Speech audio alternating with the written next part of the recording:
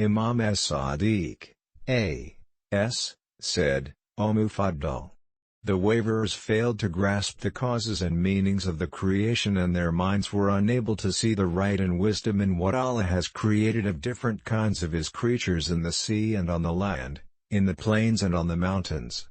Because of the deficiency of their knowledge, they disbelieved, and because of the weakness of their sights, they denied and resisted until they denied the creation of things and claimed that things had come to existence by accident and chance with no will, ordinance or wisdom from a maker or manager. Allah is far above what they attribute to Him. May they perish. How misguided they are! In their misguided blindness and bewilderment they are like blind persons groping right and left in a well-furnished, well-built house with fine carpets, luscious articles of food, drink, various kinds of clothing and other necessities of essential use, all adequately supplied in proper quantity and placed with perfect decorum and ingenious design. In their blindness they fail to see the building and its furnishings, they move about aimlessly from one room to another, advancing and retreating.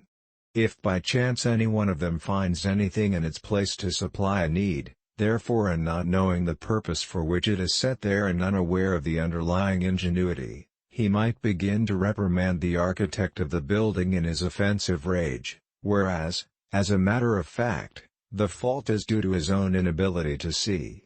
This analogy holds good in the case of the sect who deny the creative factor in the argument in favor of the divine management. Failing to appreciate the merit of their provision, the perfection of creation and the beauty of design, they start wandering in the wide world, bewild, ered by their inability to grasp with their brains the underlying causes and principles. It so happens sometimes that someone among them is aware of a thing, but due to his ignorance of its reality, purpose and need begins at once to find fault with it, saying, it is untenably wrong. The followers of Mani, a man who founded a Zoroastrian sect in the time of King Shapur, the son of Ordshur, who believed in the prophethood of Jesus but denied that of Moses, and who believed in the duality of divinity as the creators of all good and evil in the universe, one light as the creator of all good things, the other darkness as that of beasts and harmful creatures, who, as the heretical bigots of devilry, had begun openly to propound their heresies. Besides these, some misguided persons have also gone astray from the divine favors, by merely declaring as untenable or impossible certain facts.